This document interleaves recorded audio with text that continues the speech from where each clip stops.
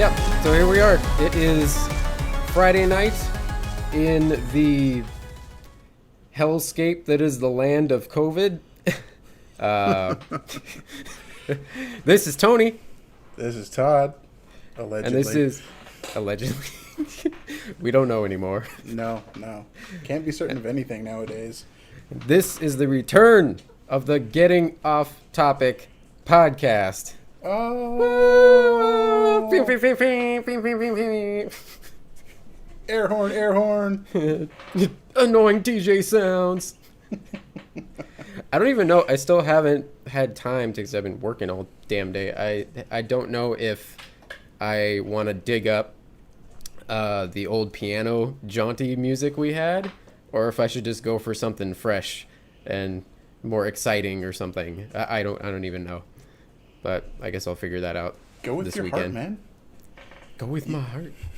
You play guitar. Whip something up on guitar, man. I could. I actually have been listening to a lot of Mark Maron's podcast lately. Have you ever listened to him?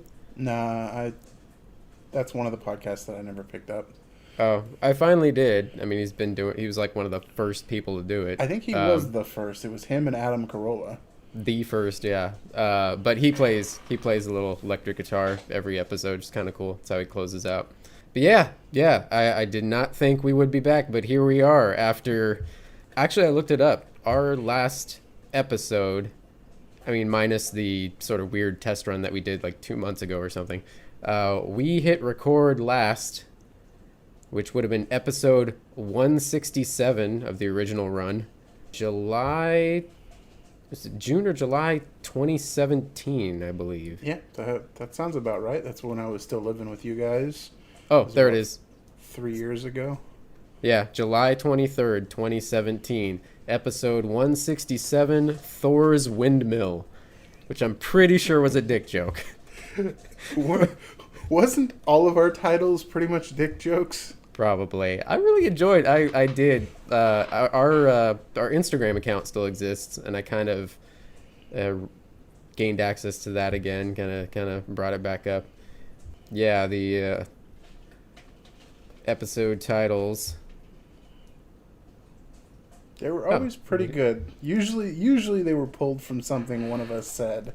When we had the good ones.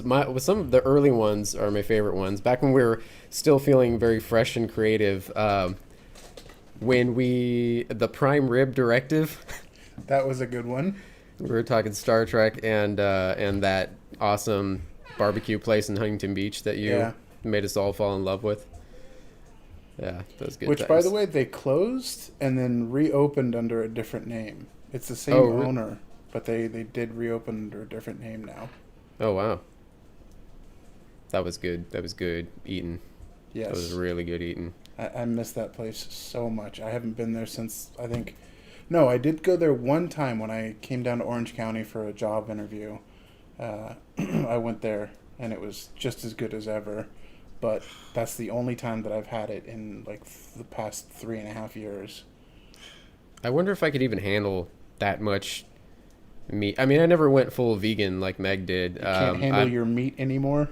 I don't know if I can handle my meat anymore. At least not to that that level. The level of meat is too damn high. Like a giant thing, like, a mountain of pork or something that you would get from that place. I mean, I'll still occasionally have like a pepperoni pizza or something, but for the most part, Meg and I are shoving broccoli in our eyes, quinoa up our ass, living that boring adult healthy life that you have to once you hit around 35 and take a scary blood test. Mm-hmm. Yeah. But, oh well. But yeah, so, how are we doing? How are you still enjoying your quarantine life? Oh yeah, I don't want this to change. Although I do need like a vacation out of this apartment. Yeah. Like I want to go somewhere else that's enclosed, that's just not here. Yeah. If you can understand what I mean. Like, I want to go somewhere else and be inside, just not it be here. Just not these damn four walls. Exactly. Yeah. I'd like to rent a cabin up in Big Bear or something, but I don't know. I think maybe that's probably what I'll end up doing next year, sometime early next year, maybe in the winter. Yeah, Hopefully, that's if there's some snow up there. that's pretty much what the whole world has been doing. If you've seen the things that have gone up in price since quarantine started was workout gear for home and camping supplies. And we actually did. I ended up buying a shitload of stuff because Meg and I have been saying for years, like, oh yeah, we got to go camping. And then we just never did. And so finally, we arranged to go up to the south end of Mammoth. And then a week before our reservation, the entire state caught fire. So that was a bust. Yeah, two of the biggest fires in state history. In fact, the biggest fire in state history. I think it was the Camp Fire. I think it was called. I'm not sure. It's the one up in Northern California that burned pretty much all around like Santa Clara, that area, like just east or just west of the Napa Wine Valley, and then there was the Bobcat Fire, which was the one that burned just a few miles north of me. Actually, it was like the closest point to me that it was about 4.5 miles, and I could see it. If when I walked out to my parking lot, I could see the orange glow of the flames. And then not only that, but like two of the worst days, everything was an orange glow. Like the entire sky was fucking Blade Runner. And there was literally ash raining down like it was a scene out of fucking Dante's Peak. Yeah. Oh my god. Yeah, there's still a little bit of ash left on my car. I washed my car once after the ash had stopped falling. But then there was one more day of like ash falling like 2 or 3 days later, so there's a slight coating on my car still. Just slight remnants of the apocalypse. Yeah, exactly. From the way people described it. I mean, this is the one time that Meg and I are feeling pretty lucky to be like so far out west in the dead center of the like gross city grid area of Orange County. Because we're nowhere near all the green and, beautiful mountains and everything that were just raining hellfire on everybody. So we didn't get much, smoke or any ash falling or anything. Like very tiny, very minimal compared to everywhere else. From what I was hearing from people who were closer to it, it reminded me of way back in 2003. I had just graduated high school, and it was the Cedar Fire down around San Diego.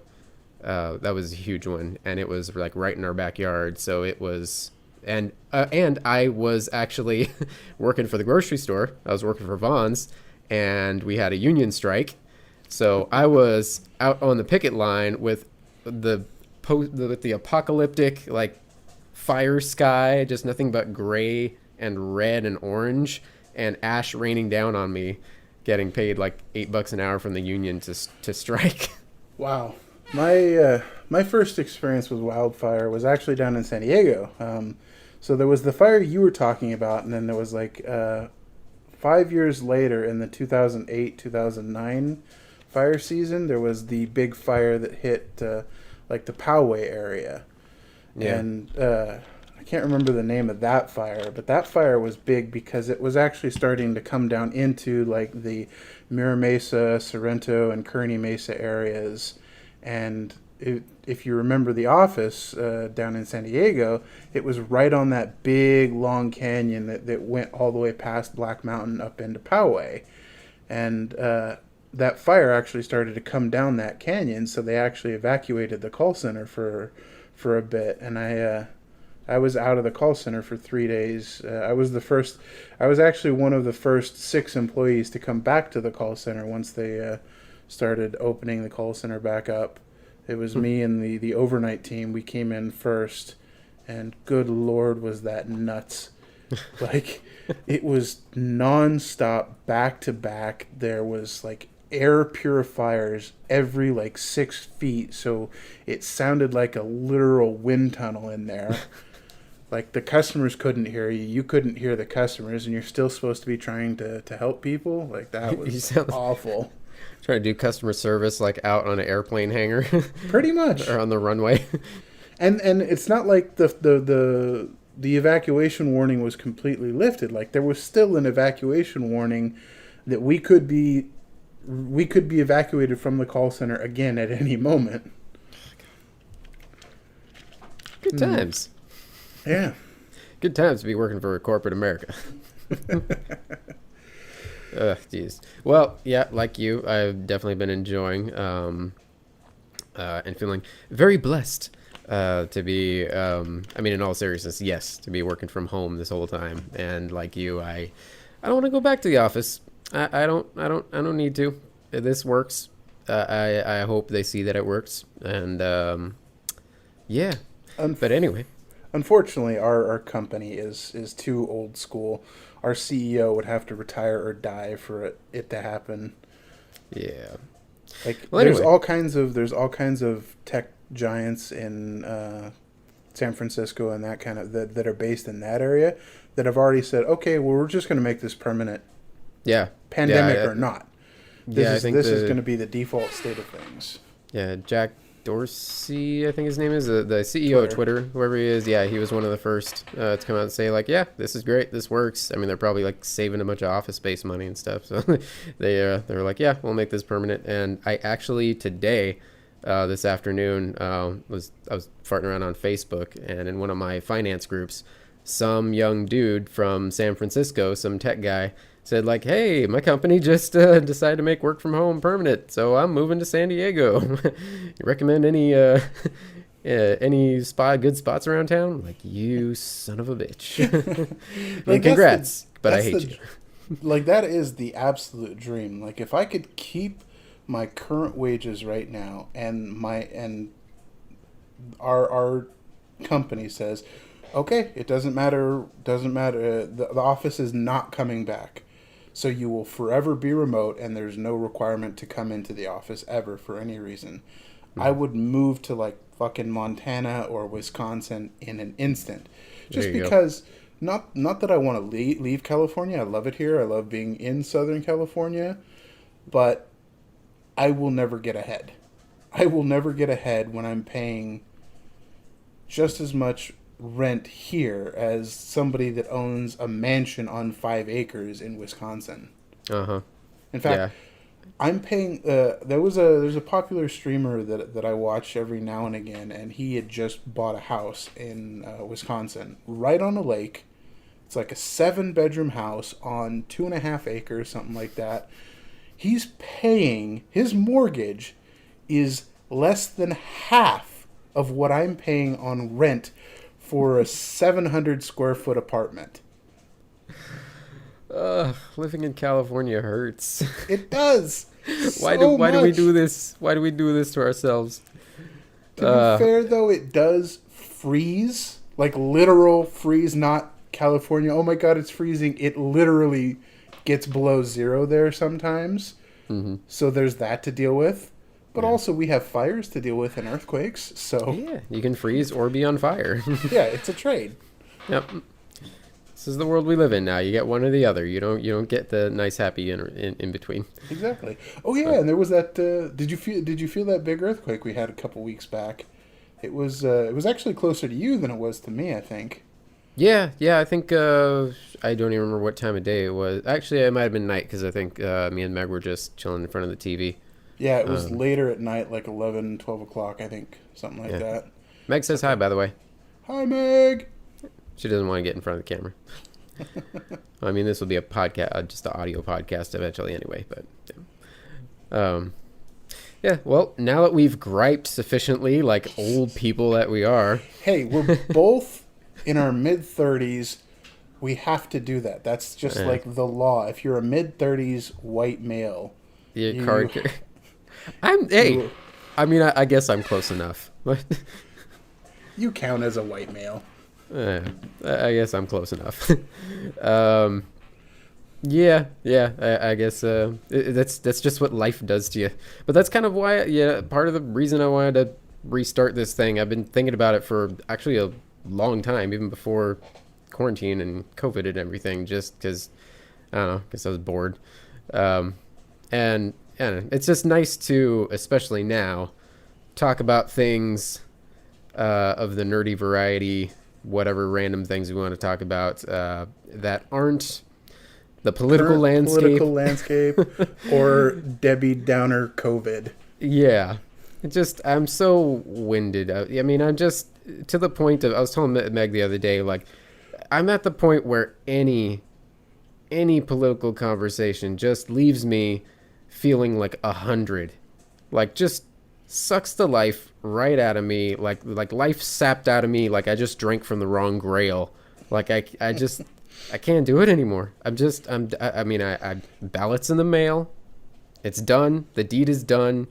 Just waiting it out and trying to avoid social media for my own sanity. I get that. Like the last year has been completely dominated by two topics: COVID and he who shall not be orange named. No. So anytime we get an opportunity to talk about anything other than those two subjects, it's always welcome. It's always a lightener on your soul. So Yeah, I get it. Yeah. The world needs art and laughs and idiots asking you to subscribe to their dumb podcast. So we are here for it. We are here for you, ladies and gentlemen. And we should get to it because there is actually a lot of geek news. Not all of it is just, well, that thing's canceled. Well, that thing's delayed. Well, that and this. But there is a lot of that too. Though. Yeah.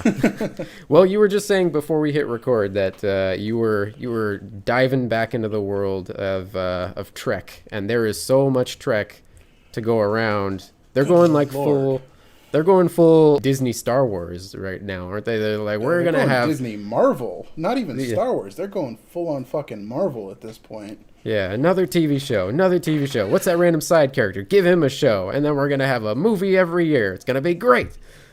So right now they have, in live production that are on air, they have 3 shows. They have Lower Decks, which is the new cartoon adult show that they have. I've heard nothing but great things. Oh yeah, it's amazing. Like everybody should watch it. Even if you're not a Trek fan, I think you should give it a chance. If you have access or if you have a friend that can loan you their like CBS network password or something like that, watch it. It's funny.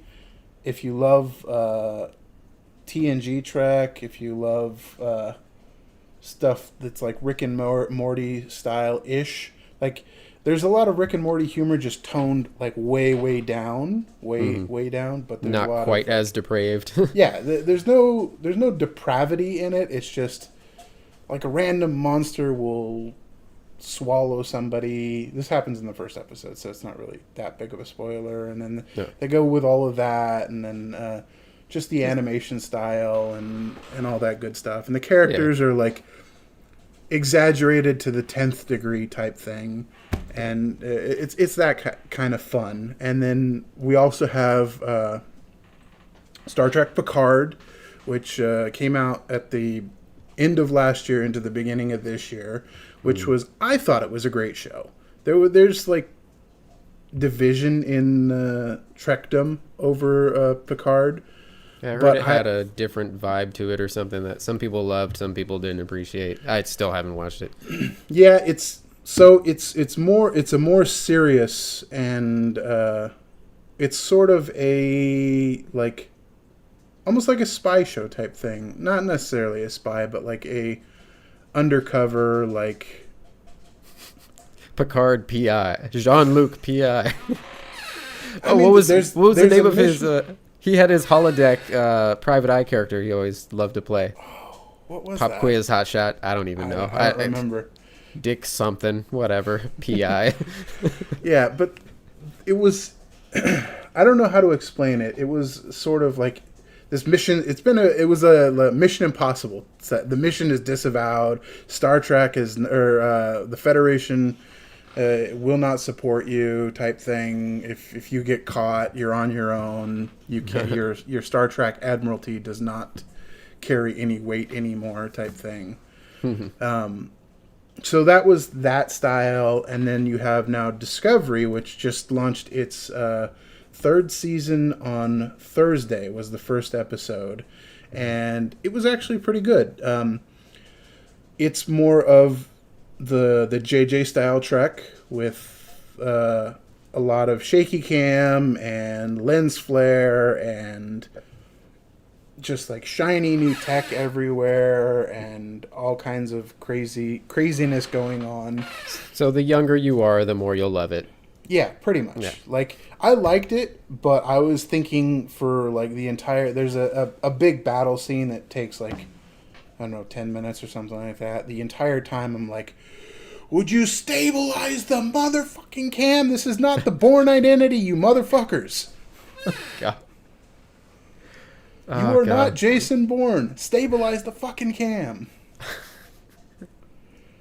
Forgot about that Bourne. I forget which one of the movies it was. Maybe it was all of them. I don't know. They were all bad with the shaky cam. Yeah, I just remember there is an art to it, and then there's a point where it gets so excessive, like you can hardly follow any of the action. Well, that was what was going on with this episode. Like, it was a good episode, but the shaky cam was just like, it's so heavy that I cannot see what's happening. Like, you have this big shiny set and this big giant fight set piece, and you can't concentrate on any of it because the cam is shaking so much. It's not mild shake. It's like if the cam was doing this.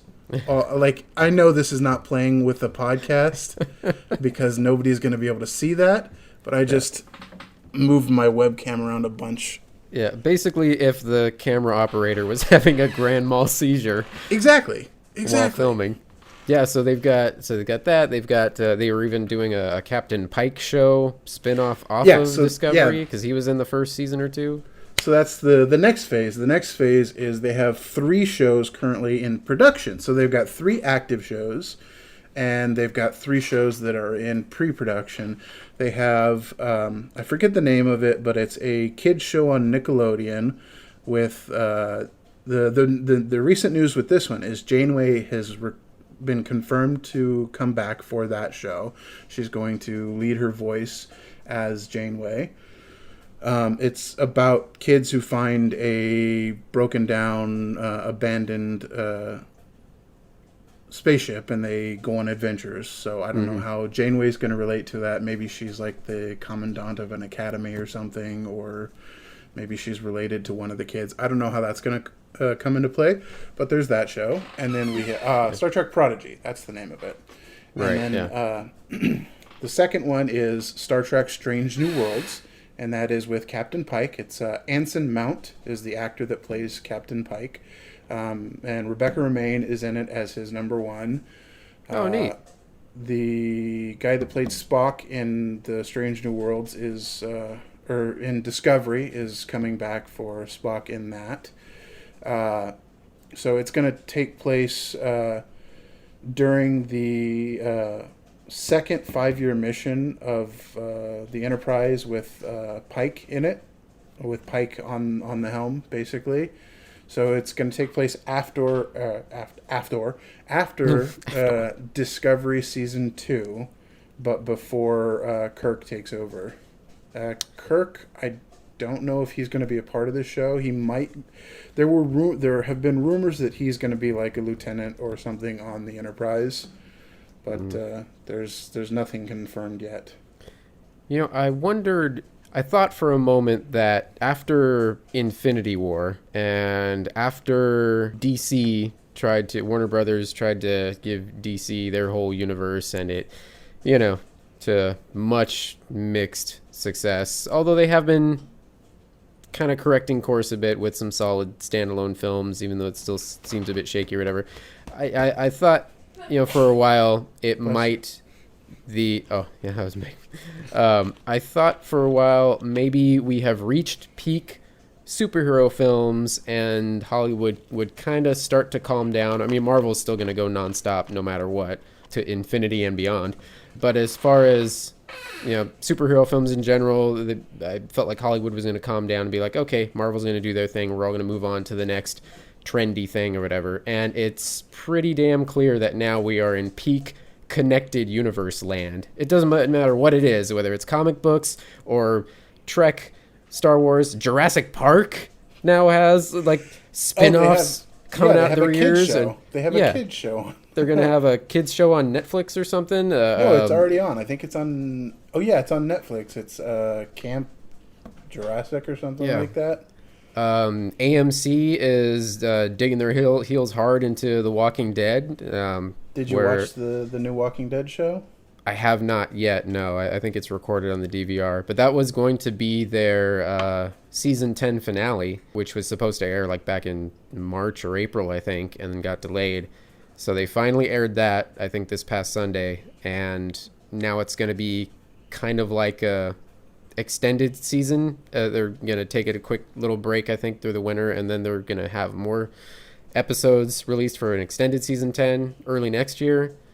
And they announced after that they're going to have a season 11, like a mega season to close everything out. So they're ending the main show with season 11, but it's going to be, they're kind of announcing way in advance, kind of like Game of Thrones. It's like, oh, okay, this is going to be technically our final season, but it's going to be a massive batch of episodes released over the next 2 years. Yeah, it's a double-sized season, so it's going to be like 20... It's a double-stuffed Oreo. Yeah, pretty much. Of Walking Dead. It's going to be 20-plus episodes, because the Walking Dead isn't usually The Walking Dead like a 10 or a 15-episode season, or do they do full seasons? I think it's a 10 or 15, something like that. They always take that winter break, and that always throws me off. But I think it's roughly about 10, 15 or whatever. So they're going to do the double season, and then they're going to have like 22, 24 episodes, and then they're going to have the like 2-hour finale. So it's going to be like 4 movies worth of Walking Dead before the finale, the final finale. Yeah. And then not only that, but you have Fear is still going on. Fear of the Walking Dead still going. The movie coming out with Rick Grimes, Andrew Lincoln, which is actually a trilogy. A trilogy. Apparently, no, So they did. and also a spin-off kids show. Well, not a kids show, but it's like the younger generation that has grown up in the in the Walking Dead land. Though they did say that that's a limited 2-season event, so it's not going to be like an ongoing thing. Yeah, they're kind of mapping everything out like Marvel now. They in fact, I think they just released the first episode of that one along the same night with the season finale or that season 10 episode.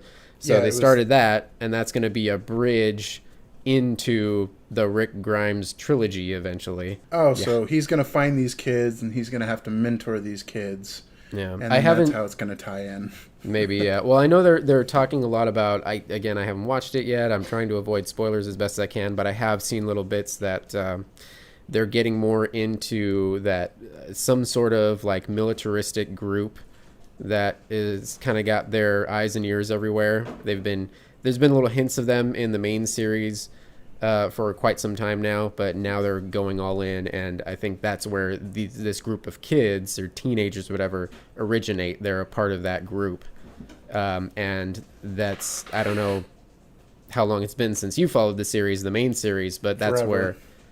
That's where Rick Grimes got taken away. That's when Andrew Lincoln left the show, and it just left on a cliffhanger, just a loose thread, basically, to continue in those movies. So it'll all bridge together for their zombie Infinity War, I guess.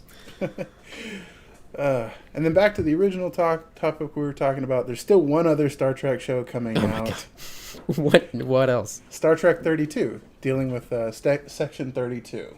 I don't know if you remember it, but it's been like a boogeyman that's popped up in virtually all of the Star Treks. And to be fair, Star Trek has always been a connected universe. They've just never had this many shows on at once. Mm-hmm. I think the most they ever had was 2 on at one time, but 3 within a close. I think so they had Next Gen End and Deep Space Nine was on for the last 2 years of Next Gen, and then as soon as Next Gen ended, Star Trek Voyager premiered. Kicked off, So that was the most they had. But yeah, so Star Trek 32 is Section 32, and they're the secret organization, the secret police behind the Federation. They're the guys that when Julian Bashir came out that he was a metahuman or not a metahuman, how do they genetically modified human. They were the ones that investigated that, and that whole group of other genetically modified, like that think tank of people that he had on those like couple of episodes. That was Section 32 that did that. I think there was a couple of TNG Section 32 episodes. I'm not sure. It was mentioned in Voyager a couple of times, and then in Discovery it played a big part of Season 2.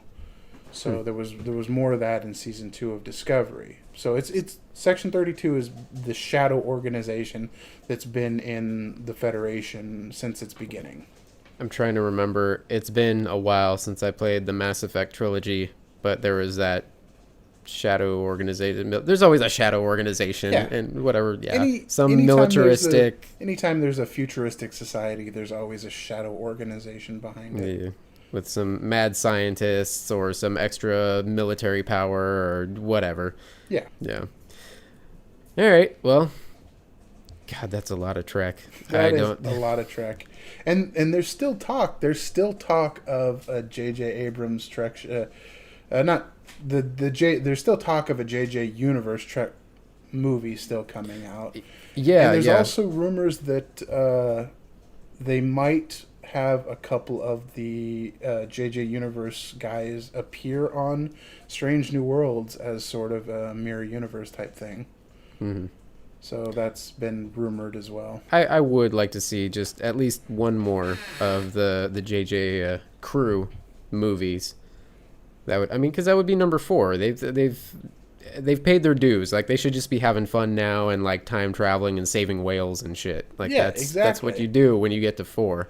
Just I've said it, I don't know how many times, just give the writing to Simon Pegg, let him go wild, let him just make a crazy, wacky Star Trek out in the middle of nowhere on a mission that's not save the Federation. That's just because that's every single one of the 3 movies so far have been, if we don't succeed, the entire Federation is doomed. No, we don't want that. We just want a crazy, fun Star Trek where the Enterprise doesn't get destroyed, for fuck's sake. Exactly, yeah. Let the ship survive. Yeah, it's the same thing with comic book movies and stuff. Like, I love the crap out of all of Marvel and everything, but if every single movie, the stakes are that if we don't stop this, the world explodes or something, then it just gets so old hat so fast. Like, that's what, when they started getting into things like Ant-Man, where it was like, granted, we don't want this big bad weaponry getting in, the wrong hands or whatever, but it felt like such a smaller story in that big world. It's like, okay, it's not this entire city will be destroyed or the whole universe will be destroyed or whatever. It's just like, oh, this guy is trying to protect his little broken family and save the day in this little small section of that world. Or a lot of people gave there was a lot of mixed reviews to Guardians 2 because it was a smaller story, kind of just about like Peter and his father's more emotional story, and then by the end it kind of got universe stopping and everything, but for the most part it felt very Yondu. Yeah. Oh man. R.I.P. Mary Poppins. Mary Poppins, y'all. So I recently did my whole Marvel rewatch, and there was 2 fucking moments that got me bawling like a little baby, and it was Yondu's death when the not just his death, but when the Ravagers show up and start doing the Ravager fireworks, and then Tony Stark at the end. Of course, yeah, that'd get me good. Feels. I am excited for Michael Rooker and all of James Gunn's good old pals in the next Suicide Squad. I know they haven't really shown us much of anything. No, the only thing they showed us is the ginormous cast of characters that are in this. It's like, 20 people, 20 like named villains that are in the Suicide Squad. Yeah, it's bonkers. I just know it's going to be magical. And clearly the studio has his backing because, or clearly he has the studio's backing, because he was, out of sheer boredom in quarantine, James Gunn wrote a 10-episode series for John Cena's character and struck a deal with, I think it's going to be on HBO Max. So they've already got a spin-off greenlit even before the movie kicks off, which is hilarious. And of course it's John Cena. Yeah, it's going to be fun. Speaking of, again, going back into the whole DC and HBO Max, actually, I did finally watch. Meg and I both fell in love with the Harley Quinn series, and we're so thankful that after much fan pushing online, they greenlit season 3 through HBO Max. Originally, it was on that DC, whatever their streaming platform was, which deflated, and they've been pushing all their content over to HBO Max now, right? Yeah. So. The DC universe, and it's basically canned. I don't know if the service still exists for the comic book side of things, because it was the whole mixed universe for DC. That was where everything DC was supposed to be located. But now all of the shows have all been migrated either to the Arrowverse or to HBO Max. Yeah. Well, things are still shaky in our the year of our Lord COVID. We're definitely seeing a bit of an animation renaissance, because that's the type of project that is easier to keep on going. Everybody is pushing for animation right now. Every major studio said, get every animated show that you possibly can out right now. Yeah, for sure. I've been excited, waiting for. There's one that I told you about that me and Meg also love, Final Space, which was originally on, I think it bounced networks a few times, but the last season was on TBS, and they are working on their season 3 now, I believe. And I just saw I follow the creator on Instagram, and he shared some teaser art for season 3, very reminiscent of actually the Age of Ultron teaser art, where they're all getting swarmed by Ultron's drones or whatever. By the way, good. That movie was better than people said it was. I know that one was heavily criticized, and everybody said that was the worst of the Avengers movies. Age of Ultron. Yeah. After rewatching it, it was pretty damn good. Yeah. The what's his fucking name? The villain that played Ultron. James Spader. James Spader. Yeah. He was so fucking amazing as the voice of Ultron. That was perfect. James Spader is he's good at playing ultimate douche. Exactly. even robot ultimate douche. Yeah. So sorry. Continue about the. Which is funny because he played also so well the dorky science guy in Stargate, which is what I always remembered him, beloved as that as from childhood. It's like, oh yeah, it's Daniel. That was his name in Stargate. Loved it. And then next thing you know, 20 years later, he's the douche guy who takes over for Steve Carell in The Office, and Douchebot McGee in Age of Ultron, and then that Blacklist show I've never seen, but I've always heard good stuff about it. He's like a douchey detective or something like that. Boston Legal, he's a douchey lawyer. So basically, you either die the hero or live long enough to become the douche. Oh God. So, well, you kind of touched on the Arrowverse, and that is one of those things, one of those connected worlds that has been pretty damn rocky lately. I mean, I still love it. I still love watching it, but a bunch of shakeups kind of happened all in close proximity of one another. Well, mostly due to COVID, but also because of her family situation, her pregnancy with a new kid. But Supergirl, unfortunately, is done. Yeah. We get one final season with Supergirl, and I think they said it might be a short season. Oh wow, yeah, Melissa Ben. How do you pronounce her last name? Benoist. Benoist, I think it is.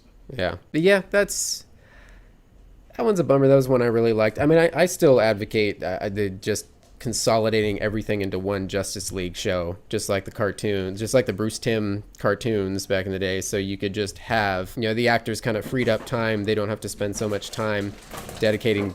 Wow, your cat's going insane. Yeah, this is playtime at night for them, so they're chasing each other around the apartment right now. That's funny. That's The why rabbits get crazy around this time too. Yeah, I keep looking around because I keep hearing weird noises that don't sound like any of their toys, and I just have to make sure because they have this big water jug, and when they get into this mode, they don't care about what they run into, and I just have to keep an eye to make sure they don't knock over their water jug and spill water everywhere. What was I saying? Melissa Benoist announced. Well, I mean, the whole team announced that Supergirl's going to get one last season 6, and they'll be done. Flash is still going strong. However, there was the unfortunate canning of, I don't remember the actor's name, but the guy who is Elastic Man. Didn't he had some like unfortunate Twitter posts or something? Yeah, that old chestnut, the comic actor who in his heyday said some shock humor, and those things resurfaced and do not bode well for a guy who's on a pretty family friendly superhero show. So he's gone, and he was right in the middle of like season.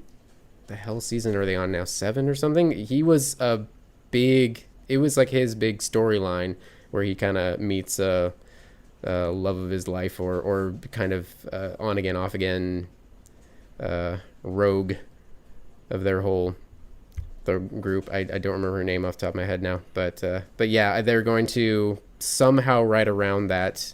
I don't know how, but that was. Are they going to continue to use the footage they already shot? I don't know. Maybe. Wow.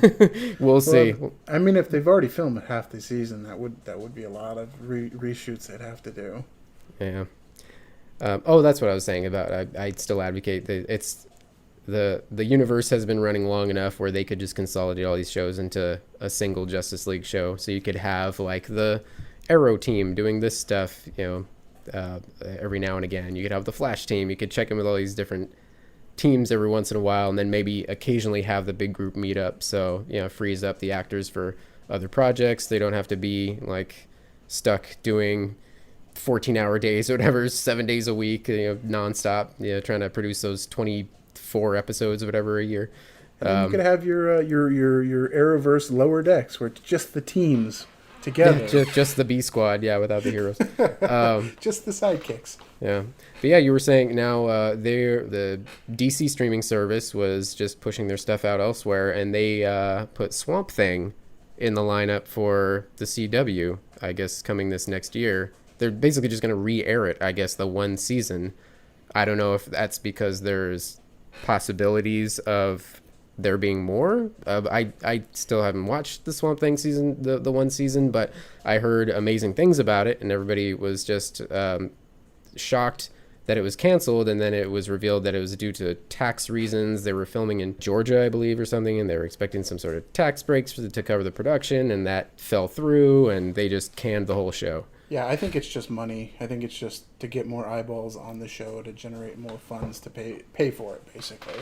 Well, I don't know if there's a chance for revival at it, but I know, like, even the Spectrum originals that a certain cable company that's putting out that shall not be named, they're like selling those shows that they put out, and they're re-airing those just because nobody fucking watched them. Because if you only put out a show on one cable service, specifically with no advertisement anywhere else other than on your cable service, nobody's going to watch it. So like the Jessica Alba Gabrielle Union show, LA's Finest. They sold the rights to Fox so they could re-air it. So Fox is airing the first season of that, and I think they're doing the same thing with the was it the Mad About You that they put out like a the Mad About You revival. Yeah. Wow.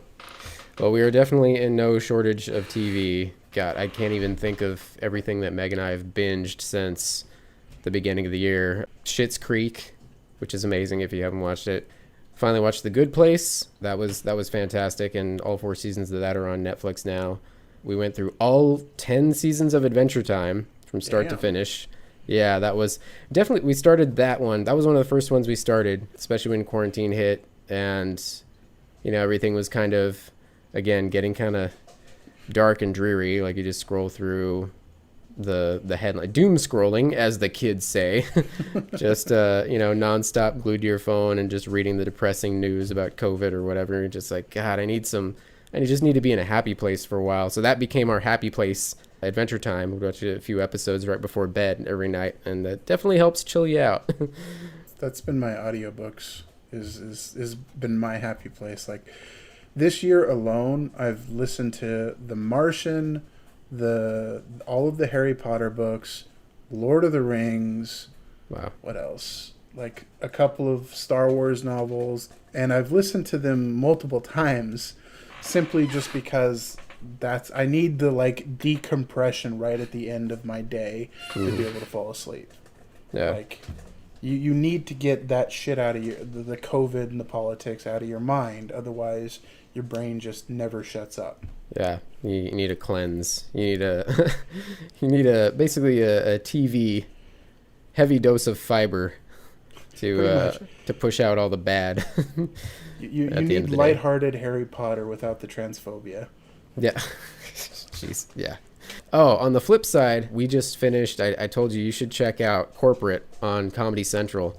3 short seasons. Actually, even the 3rd season's like a half. It's like 6 episodes. But that is a fantastic show. If you've ever loved, Office Space, if you live the Office Space life like me and Todd do, this is your show. A bit more dark and depressing, but also hysterical. Just watch it. If you have Comedy Central, if you subscribe to cable, you can watch it all for free on the Comedy Central app. It's good times. We got Mandalorian season 2 coming. So close. It's so close. So close we can taste it. Yep. We finally seen a glimpse of Rosario Dawson as Ahsoka, thanks to some artwork, I think, that's supposed to be on the side of a collectible toy or something. We haven't seen actual photos or anything yet, but it'll be good times. They still haven't officially confirmed that that's the character that she's playing. Oh, they did finally. Oh, they did finally? Yeah, for her, for sure. And was it Timothy Olyphant? Yeah, he's in it. They have not confirmed his character. People were hinting at him for Boba Fett. But no, what's his name, who played Jango Fett, is coming as well, I believe. Manu Bennett, I think, is his name. No, you're thinking that's that's Deathstroke from Deathstroke. It's another New Zealand actor. What's his name? Starts with a T, I believe. Anyway, they're definitely expanding that whole world, and I like how they're incorporating it along with Filoni's whole animated Star Wars universe. Tamura Morrison is his name. Right. Yeah, and they announced the writers of the episodes. Jon Favreau did the majority of them, and there's 2 notable episodes that Filoni does. So they're thinking that he's the one doing the Ahsoka episodes. Nice. And then I think, what's his name? Taika Waititi did another episode this year, I think. Nice. Yeah, that's going to be good times. Speaking of Taika, Thor Love and Thunder. I can't wait for that. Yeah. Natalie Portman was interviewed recently, and she kind of let slip, or I don't know if it was supposed to be a secret or not, but it sounds like they're pretty closely going to be following the Thor comic book story, where Jane Foster gets the powers of Thor, but she's actually battling cancer in the comic run, and then is able to survive with the powers of Thor and everything. Yeah, which wouldn't surprise me. I mean, she's had the power, she's had an Infinity Stone in her body. If that didn't give her some side effects, that wouldn't make sense to me. But What I need to know, I think what the world needs to know is, are we going to get a fantastic Rocky-esque montage of Thor getting back in fighting shape? Of course. And it's going to be sparring with Drax. That's going to be the best part. Drax is going to be his training. I want to see him climb up a snowy mountain and live in a cabin and do pull-ups off of the beams of the cabin and then run up to the cliffside and scream, Drago! Noob Master 69! That'd be good times. Yeah. So and I there's guess also we're pivoting. Oh, sorry. Go ahead. I guess we're pivoting over to the Marvel Universe. So there has been some casting info leaking out, and there's been some rumors that have been coming out. So okay. The major rumors are that Benedict Cumberbatch himself Cumberbund is going to take the Tony Stark role of the next couple of phases of the Marvel Universe. So well, isn't he confirmed for Spider-Man 3? Yeah, he's confirmed for Spider-Man 3. We still have Doctor Strange 2 to come out, but he is going to be like the center anchor point for the next phase or two of Marvel. And it may be a whole... So the next Doctor Strange movie is confirmed Multiverse of Madness. So... A lot of people are speculating that the next phase is completely multiverse oriented, the entire phase, not just Doctor Strange. There are rumors that all three of the recent Spider-Men are going to be in the next Spider-Man movie. Spider-Man? The Spider-Mans. Spider-Mans? Yeah. Tobey Maguire, Andrew Garfield, basically doing their live-action Spider-Verse, essentially. I'd be down for that. That'd be cool. I mean, DC's doing their thing with the Flashpoint. They're finally getting that Flash movie together and have confirmed Michael Keaton as... Sorry, I know we were just talking Marvel, but jumping over. Michael Keaton coming back as our 89 beloved Batman. The best Batman. And from what they're saying, it's not some cheap little quick cameo. Like, he's an essential part of the story. So there's speculation like, oh man, are we going to see Christian Bale pop in there as well? Is there a travel in the multiverse? Don't know. Potentially multiple Flashes if they get Grant Gustin to pop in there as our TV Flash, which they did in the Crisis on Infinite Earths. Yeah. They did Crisis, and they got Ezra Miller to pop in there, which apparently was a very last-minute deal they cut. And they're just like, hey, you want to come out and film something like tomorrow? It's like, oh my God, yes, now! Yeah, I'm not invested in the DC universe at all, and that still got a little squee out of me. Yeah. Anytime they do that kind of thing, I appreciate that. I would still love, like, maybe it hits so big and audiences love it so much, they're like, hey, you want to come back for a Batman Beyond movie? And be crotchety old Bruce Wayne to some kid? That would be amazing. Yes, please. That would be fantastic. But yeah, that does make sense, the multiverse stuff. I know they're getting into the much weirder stuff with... WandaVision, yeah. And that is scheduled to come out in December, so... That's the next thing that's coming up for the Marvel side. We're finally getting something Marvel related this year. So they were actually able to finish it. That's good. Yeah, so it's coming out. There has been a push to the Black Widow movie was moved to May of next year, but there's been a push from internal Disney to actually get that released on Disney Plus. I saw that. Do the premium fee that they did for Mulan, which kind of really backfired on them. But, I mean, I'm okay with it. I'm okay if they want to do a premium fee for certain movies. Yeah, for sure. It makes sense. I mean, it could all be rumors or hearsay, just fan speculation, or it could be actual insider talk. But I saw headlines saying that Disney is trying to push and get it out on streaming as soon as possible, but they are being blocked by Kevin Feige, who still is adamant to have it in theaters. Patty Jenkins? Who's directing Wonder Woman. She's of the same mindset. She doesn't want to just go straight to digital. She's going to hold out for theaters, and has been very vocal among some of the very vocal people out of Hollywood, saying like, we have to save theaters, because it's going to be pretty sad times if they're going to start closing up shop. I know is it Cinemark that owns Regal? They shuttered all their places. I don't know if that's permanent or if they're just for now we're closing up shop. They said it's going to be for a minimum of 6 months to a year. I think it was. I just saw AMC is now offering, they're basically renting out theaters for $100 for private parties, and you can have up to 20 people, I believe. So, I mean, even if you just had, again, depends on how comfortable you are opening up your quarantine bubble. I mean, maybe some people listening to this don't give a shit, but yeah. If you're cautious, like me and Meg have been, if you even if you had like another couple that you that you trust, a couple of friends, if you had 4 people in there, then each of your tickets would be $25, and you can sit as far away as you want, and you got the whole place to yourselves. So I think it's a per person thing. So it's not 99 flat. I think it's 99 per person, and there's a minimum. Yeah. Per person? That's ridiculous. I think there's some catches to it. I don't think it's just that.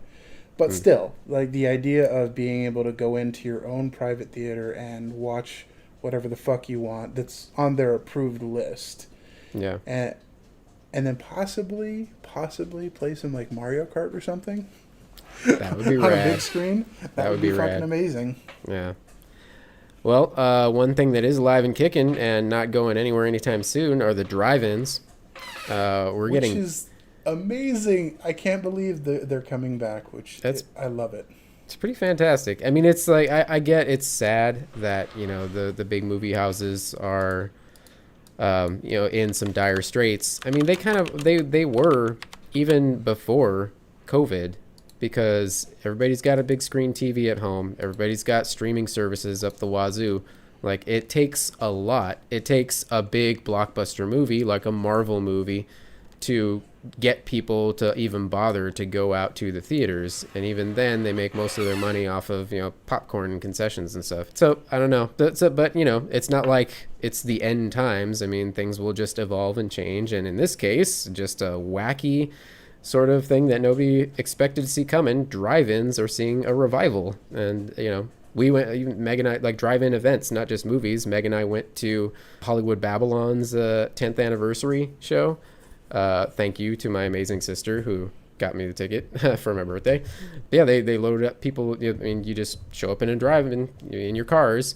And it seemed like at first we were like, how is this going to work? Like they usually do, their live podcast tapings at the Brea Improv or, other like improv theaters and stuff or venues. You're in your cars, don't really hear people laughing or whatever, but they went out there, Ralph Garman and Kevin Smith, and they did their thing. They were recording over by like the concession stand and bathrooms or whatever. They just like set up a little booth thing for them, a little table and mics, and projected themselves onto the big screen. And then you just chilled out in your car with your snacks and whatever, just watched the show. And you could hear enough of the laughter coming out of cars, and people just kind of honked their horns as applause. And it worked. It actually worked. They've done that. They've done, people have done like live concerts, quote unquote, live concerts at drive-ins, movie screenings, classic movie screenings everywhere. They've been having the Dodger games. You can go to Dodger Stadium, and in the parking lot, they've had a big screen set up that you can watch the Dodger games from your car too. So they've been doing that for baseball as well. That's rad. We are actually going to go. There's a drive-in probably 20, 30 minutes out from us, but not too far. Oh, Torrance. Thank you, Meg. I've geeked out on you about Joe Bob, right? On Shudder.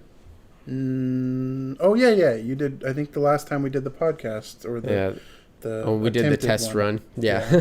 The last drive-in with Joe Bob Briggs. He's basically a horror movie host. So if you subscribe to Shudder horror movie streaming service, if you don't, you should check it out.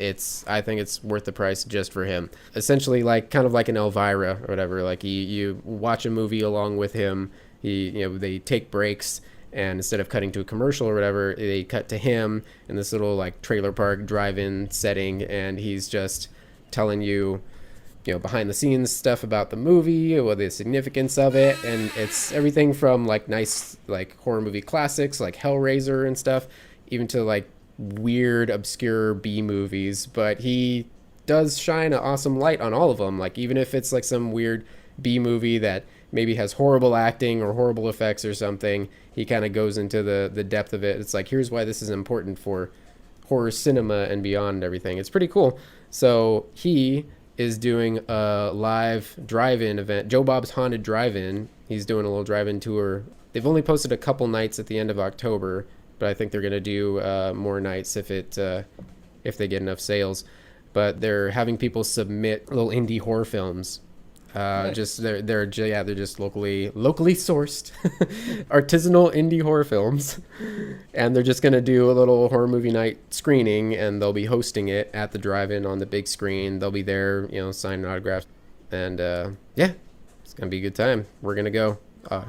And they said there at some point there's gonna be a zombie invasion. So kind of like Not Scary Farm or whatever, where you got the actors like running around as zombies or just out there scaring you with noisemakers. Apparently at some point during the event, the whole like the cars are going to be flooded with zombie people. So sounds like it's going to be fun times. Yeah, that sounds awesome. Yeah. So yeah, it's the end of things, but it's not the end of things, or it's the end and the beginning of new cool shit. It's an adjustment. An adjustment. A pivot. Yeah, a pivot. It's like the Stranger Things drive-in experience. I want to do that so bad. Stranger Things? So there's Netflix and Stranger Things have developed a sort of a drive-through experience. It's supposed to take like about 20 minutes. You basically drive through Starcourt Mall and nice. And the attack of the Mind Flayer. There's like there's characters walking around doing things. There's jump scares and all kinds of stuff. But you're driving through haunted house, basically. Exactly. Yes. That's cool. I want to do it so bad, but the tickets are like $100 per car. Oh. Yeah, that's for like 20 minutes. That's yeah. Oh, I mean, I'm sure it'd be fun. But yeah. Oh, hello. I think I've lost you. Hello. Oh, I hear something. There you are. There you are. I see you again. Yeah. Yeah, my internet has been really spotty lately. Damn you, unnamed cable company. Well, we're just past an hour here, so I think that's the internet gods telling us to shut the hell up. Was there anything else that we had on the list of things to talk about before we go? Random smattering of stuff, random smattering of headlines. Let's see. You want to do a rapid fire round like we used to do? Rapid fire round? Yeah, let me see. What did we do? We talked about what we binged in quarantine a little bit. Mando Season 2 is nigh. It's very fucking nigh. So excited. Cyberpunk 2077 is so fucking close I can taste it. Stop it. I want to... the video games, I have made a vow to myself that I will not splurge on more video games until I finish the stack that I have here. Breath of the Wild has been my entire quarantine, and I finally, about a week ago, I got to the end. Like I've done everything, every side quest, everything, and I wasn't. Yes, and I wasn't quite ready for it to end, so I bought the damn DLC. And now I haven't even had time to play it. I've been working all day, so Meg's been playing it. I'm proud. You're 100% completion gamer. Yeah, I think I'm really curious what my playtime is, because I think my record was for Dragon Age Inquisition, and that was like 200 something hours. I checked it with Breath of the Wild, but 200 hours. Wow, that's nothing at all. Oh yeah, I'm talking to like Mr. former WoW addict. Did I see a post earlier that you just got back into WoW? Yeah, because there's a new expansion coming out. You just picked up the pipe again? I did. But the funny thing is, I've actually been looking over my entire Steam library and looking at a couple of the things. So This number is going to sound insanely crazy, but there's another game that I play that I probably played more hours. This is probably close to about the same, or maybe more than I played WoW. But State of Decay. No, this is Dota 2. Dota 2. That was the other one you used to. Yeah. Okay. Yeah. So, can you hazard a guess into the unfathomably large number of hours that I've put into this game? 3,000 hours. Higher. 8,000. Yeah. Just under 8,000 hours. I think it was at 7,900 hours or something like that. You could have written the great American novel. Multiple. I could have written like The Wheel of Time. You could be a James Patterson by now. Oh my god. Granted, a lot of it is idle time, but not all of it. Yeah. Yeah. Yeah, that's my Breath of the Wild numbers are kind of skewed because I would boot it up thinking that I would play for the day, and then I got busy with other things. I got busy with work, and I thought, and I would set it aside, and as opposed to turning it off, I would set it aside for my break or something, and then forget about it, and so the numbers have gone ridiculous. But. Yeah, I'd play other games and it would still be running in the background, or I'd go take a nap and fall asleep for 6 hours and it'd still be running on my computer all the time. Yeah. So it is inflated probably 20 or 30%. And then there's queue times between matches. Sometimes that can be like up to 20 minutes between matches, so I'll be browsing Reddit or playing something else. Yeah. But still, that's an insane fucking number. And then on top of that, like, my WoW numbers are probably also close to that as well. And then if you go back in time, the original MMO that I started with way back in the 90s when I was still a youngster, Asheron's Call, I remember that being like similar numbers. I remember my /played time on one of my characters was like 470 days. And I haven't even played that game in like 20 years. I had a moment of weakness where I started looking at gaming PCs with all the flashy Do it. RGB lights and everything. I figured if I was gonna go, I'm gonna go all out with the next one. I mean, mine is. I think my current PC, I haven't upgraded it since like at least 5 years. I remember playing Arkham Knight, and it could barely run. Well, to be fair, that game was garbage when it was released. It was a bit buggy, yeah. Nobody could play that. Wasn't that the one that they actually stopped selling for like 2 months because it was so fucking buggy? To clean it up, I think they did a little bit. Doom 2016, I had to keep that on low settings because of my crap graphics card. But yeah, I think I'm not ready to pull the trigger yet. Like I said, I'm going to try to get through the stack of games I have, and I'm getting through it slowly but surely. I am. But yeah, next time it's just going to be all out. It's going to be, I'm going to be the Fry gif, shut up and take my money. I'm not wasting any time trying to build it myself. I want professional hands on it. Come on, don't you want to play Baldur's Gate 3 right now? Baldur's Gate, no. If anything, I'm really itching not a Baldur's Gate 2 player? No, I never did. Okay. As far as like fantasy stuff, I've been ever since earlier this summer. I don't remember what gaming convention it was or what event it was, but they started. It's ridiculous to say, okay, they finally officially confirmed Dragon Age 4, but I mean, we've already knew it was coming for years now, for like 5 years. But ever since all that news came out and they started releasing little teaser art and tidbits and whatnot, I've been itching to play Inquisition again and rack up another 200 plus hours. Yeah, I don't know. We'll see. I'll pull the trigger eventually. Do it. And then get 2077. 2077. Cyberpunk. Oh, Cyberpunk. Yeah, for sure. Is that all? Is that going to be PC and Xbox and PlayStation? All systems. Yeah. I'm hoping I don't have to upgrade my rig. My rig is on the verge of needing upgrades, but so far I haven't had any problems with anything lately. And Baldur's Gate, the 3 that just came out, has been like a resource hog for some people, and so far I can run it for like at a stable 100 plus FPS. So I'm hoping 27-7 comes out that I won't need to upgrade my video card. When you have all platform games come out that you're interested in, do you just default to PC, or are there certain games, certain franchises where you prefer a PlayStation or Xbox controller, or default PC?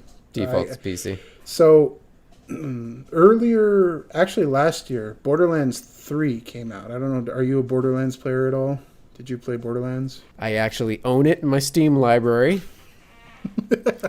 I think, didn't I buy that one for you, actually? I think I bought that one for you so we could play co-op. And then we never did. Okay, so... Sounds legit. it's like a Diablo style shooter. So it's a loot and shoot. Yeah. And yeah, I've seen action of it. I'm aware of it. I have not done it myself. Originally it came out as an exclusive on the Epic Game Store for PC, but you could also pick it up on PlayStation. Well, I am a big anti-Epic Game Store person. There's a whole story behind it. They're partially owned by Tencent, and like they have some bad business practices that I don't care for, so I refuse to support their store. Gotcha. But and so that's another. Oh, sorry, go ahead. It's another it's a competitor to Steam, basically. Yeah. So again, they're trying to do the exclusive thing and just annoy the shit out of gamers. So you have to subscribe to their service to. Exactly. Ugh. So I ended up picking it up on PlayStation, and I don't generally do like full-on shooters on PlayStation. Because I haven't done like shooters on console since I was a teenager, young 20s. And so I picked that one up, and I was fucking awful. Like, I couldn't hit the broadside of a barn on controller. Like, I tried playing it. I got maybe 4 hours into it, and I just said, fuck this. Because I kept running out of ammo. Like, I was literally constantly out of ammo because I couldn't hit anything. And this is a game that literally throws ammo at you. Like, it jokes about how much ammo it throws at you constantly. And I was out of ammo all the time. So I have given up. I will no longer purchase, like, first-person shooters. Like, I'll still do, like, specific title RPGs on that, or racing or sports games on console, but I'm done with shooters. My old boomer hands can't take shooters anymore. I don't think I've even done any first-person shooters on console. I mean, there's like third-person kind of action adventure-y ones, things like Uncharted or The Last of Us or whatever. And even Horizon Zero Dawn, like when I first played it the first time through, like I noticed my reaction times on the controller were not up to my liking, but because it was sort of a third-person sort of like dodge this, shoot, run away, dodge, fight kind of game, I was able to muddle my way through. I think that is part of the learning curve of Horizon Zero Dawn, though. I remember Meg played through Horizon Zero Dawn within last year, and she had a lot of trouble to start, then eventually got through it and then loved the shit out of it. Because it's an amazing game. Yeah, it started giving her tendinitis again, actually. I believe it, because like just recently, like playing, I don't remember what I was playing on my PlayStation, because I don't play much on the PlayStation anymore, but my hands were hurting. Yeah. There's certain games that, depending on the controls, if you're... Because, see, Meg's the kind of gamer that she has a tendency to... The claw. Yeah, to grip extra hard on the controller. And she was telling me, because Breath of the Wild, she didn't have a problem. But because of the difference of the control scheme or something about Horizon Zero Dawn specifically, certain buttons that you had to hold down, you had to... In order to make the character run, you have to hold the left joystick down and then press it in the direction you want the character to go. Oh, yeah, I hate that. So, continuously holding that button down for hours at a time just created a whole new problem in my arm. Yeah, that's rough. Yeah, any game that does that, fuck that game. I hate when games do that. That's one of the worst control schemes. Yeah. But it's still, other than that, it's still a brilliant game. Yeah. And I do plan on picking it up on PlayStation or on PC once the price drops a little. Yeah. That way I can play it through again. I just need to take a year off that. See, everybody else, or not everybody else, but so many people quarantined and actually had quarantine time of like actual downtime. But I've just been working away. You decided to use all your quarantine time for overtime. Yeah, well, it does keep a roof over my head, yep. Especially in California. Yep, I know you're in the same boat as me. I think we pay roughly equivalent rents right about now. Yeah. Yeah, all right, man. I just need to find me a sugar mama and stay home, play video games for a while. Don't we all? No. Have Meg go out and find your group of sugar mama. She's got more appeal than you do. I'll get her on it. All right, guys. We better call it. We're about an hour and 20 here. We hope you've enjoyed the return of the Getting Off Topic podcast. Hopefully there will be more to come. Don't even know don't even know what, if any, schedule we're going to do this on. But I think Friday nights work. Well, I'll probably be publishing this on like Sunday or Monday, maybe. Yeah, something like that. But yeah. We are back, and we will be back to be in your ears for the foreseeable future, like the radio personalities of the post-apocalypse. We are Galaxy News Radio. Three dogs. Yeah. All right. How did we used to sign this off? I don't remember. Oh, we're Stay Frosty. Stay frosty. Adios.